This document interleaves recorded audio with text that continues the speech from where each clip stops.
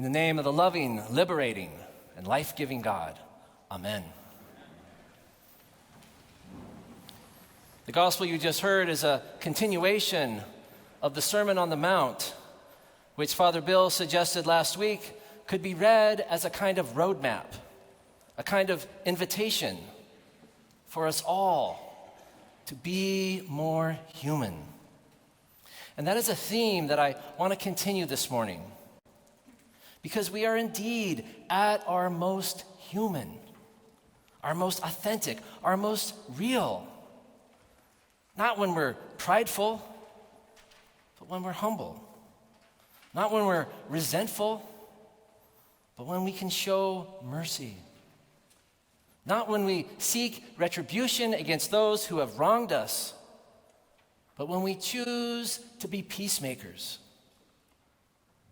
For me, Jesus has always been an icon of human possibility. One who shows us what's possible in a human life. What's possible when we trust God? What's possible when we stop giving in to fear? What's possible when we draw out the image of God that lies within each of us and allows it to shine? I was attracted to the way of Jesus not because of the miracle stories, not because I was ever worried that God would punish me if I didn't, but because he showed me a new path for my life. One that, for the first time, made me feel truly alive. Like anyone who's ever found themselves in an out group, before stumbling into the Episcopal Church, I had spent way too many years feeling less than. Way too many years feeling second class, feeling ashamed for who I was, feeling as if I had to do twice as well, if I had to work twice as hard to be accepted,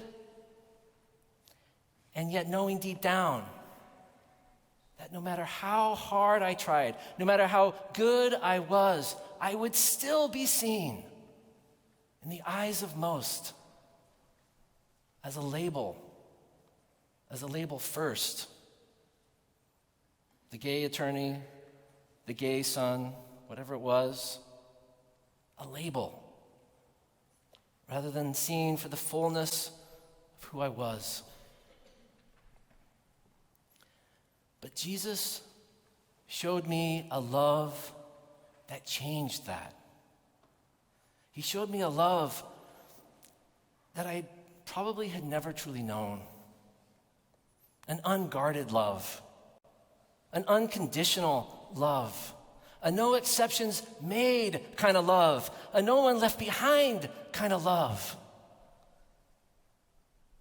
And it gave me the strength and the courage that I needed to see within me the image of God that had been there all along. That no one could ever take away. It's been said that God became human so that we might become like God, so that we might realize that God-given capacity within each of us for compassion and empathy, for understanding and healing, for forgiveness and reconciliation. That's what we mean when we say that we are all made in the image and the likeness of God. We all have that capacity within us. It's a birthright. And I know some of you probably were raised on, original sin. I don't know. This sounds like an original blessing to me. Blessed to be a blessing. Blessed to be salt and light in the world. That is both our purpose and it's our hope. And it's a hope that I have been clinging to this week. As our nation, thanks to police body cameras, has been given once again a front row seat to a very different capacity. And it was horrifying, and it was made more so by the knowledge that this was just one more in a long history, most of which go unrecorded, unreported, unprosecuted, unremembered. And as shocking and heartbreaking as it was, as I watched, I found myself just as outraged by those who stood around, seeming to do nothing. As Tyree Nichols was slumped on the ground, dying, officers could be seen milling around, joking with one another, while EMTs, firefighters, sheriff deputies hovered somewhere in the background, failing to give the most basic of aid.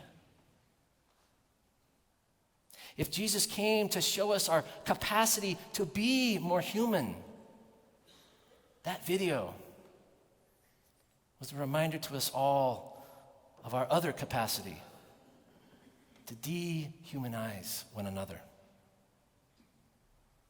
A former EMT and police officer who is now with Homeland Security said it this way.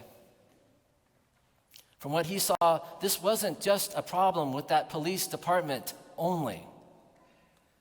This wasn't just a problem with that special unit alone.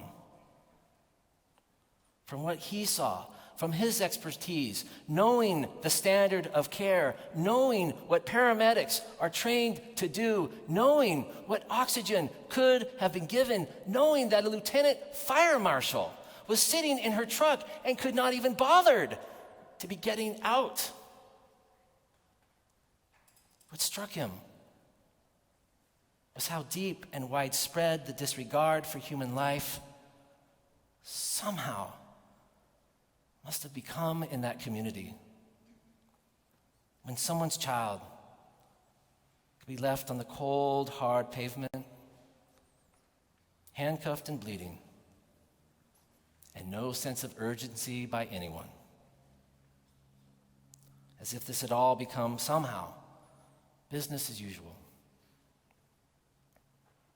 This kind of widespread disregard for human life would not be a surprise to those who have been tracking the rise of dehumanization in our country. Whether it's in our politics, in our social media, in the workplace, in our schools, while Jesus shows us how to be more human, we seem to be getting better and more bold at seeing each other as less so. Psychologists describe dehumanization as a process of demonizing the other, particularly those in an outgroup of some kind, by seeing them as less than human and therefore not worthy of being treated humanely. Contrary to what we see on Twitter, most of us are not psychopaths. We are social creatures. And so we come hardwired to empathize with our fellow human beings, and we get uncomfortable when we see someone suffering. Dehumanization relaxes our instinctive aversion to violence and suffering. It tricks us into accepting behaviors that we would normally never tolerate, which in turn leads to increased violence, abuse, and a tolerance for cruelty.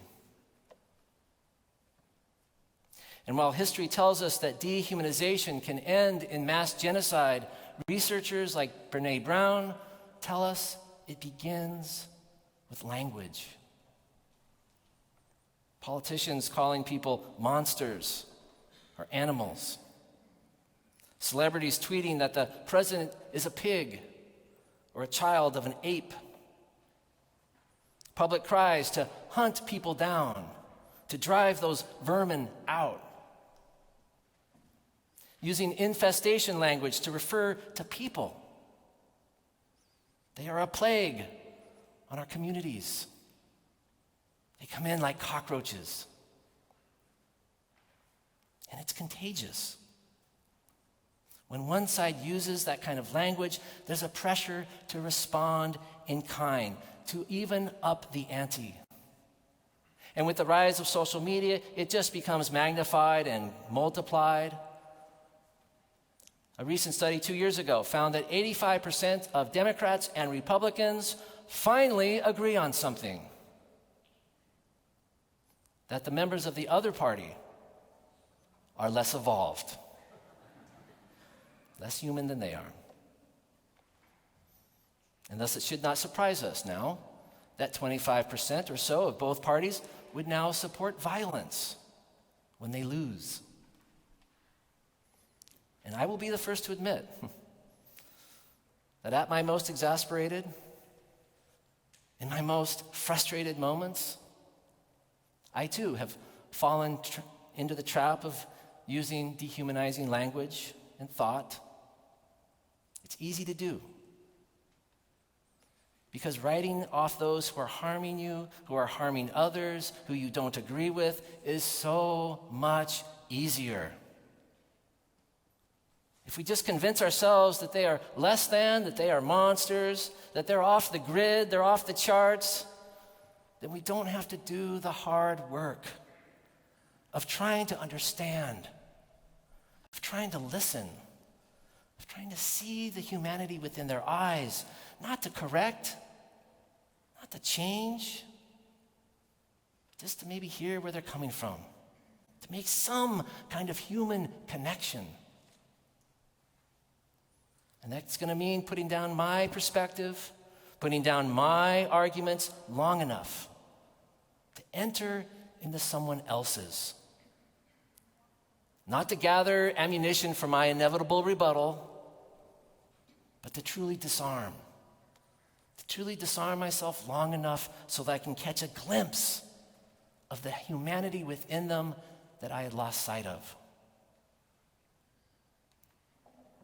As Dr. King said, returning hate for hate only multiplies hate. Darkness cannot drive out darkness. Only light can do that. Hate cannot drive out hate.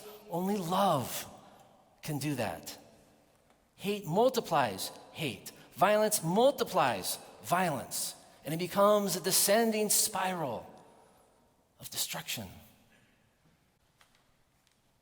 If we are to be salt and light, we cannot contribute to that spiral anymore. We cannot contribute to its escalation. We must be the first to disarm if we must.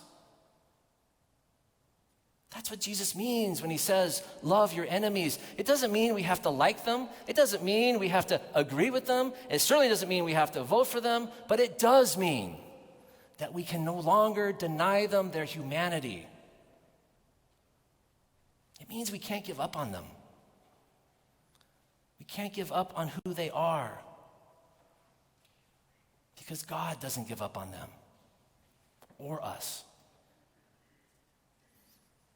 Being salt and light in the world means doing whatever you need to do to see their humanity. Anything you need to do to reach and to touch the image of God within, even as they seek to deny ours. And I wonder if this is why Tyree Nichols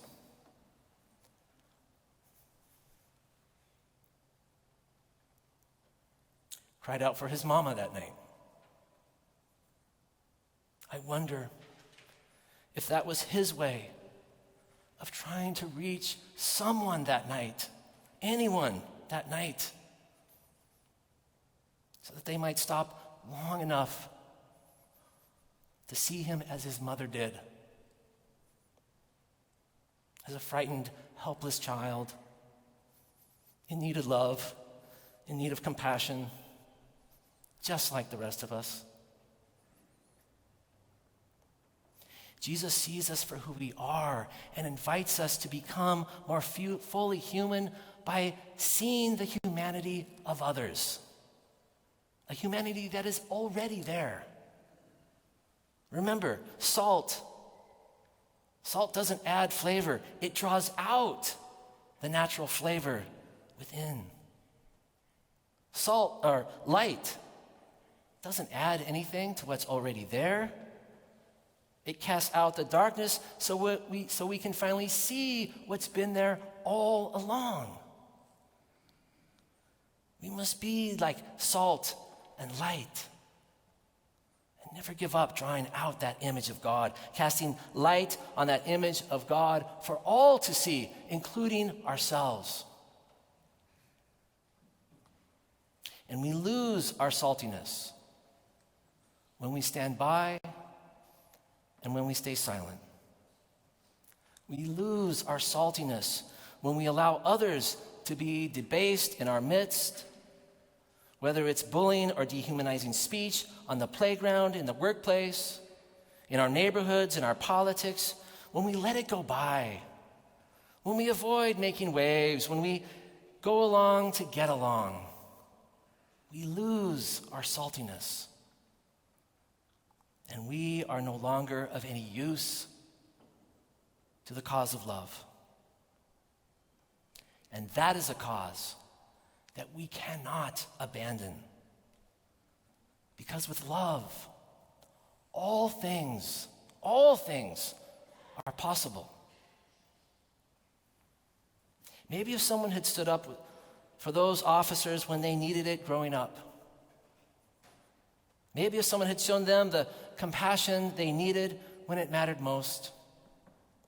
Maybe if someone had stood between them and their bullies. Maybe if someone had been light and salt in their life.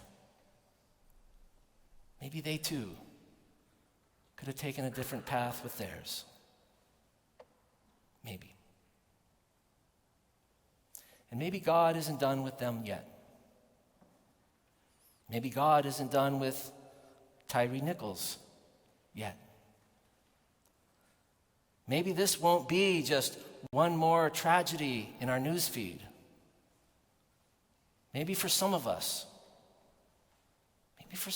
this will be the moment that we change forever how we try to think and how we try to talk about others. Maybe for some of us, this will be the start of a new path that will help move this world a little closer to the day we stop hiding from our own kin. A little closer to the day when the cries for help are finally heard. A little closer to the day we finally come together and our light together breaks forth like the dawn, and God's glory is seen in all children. All children. Amen.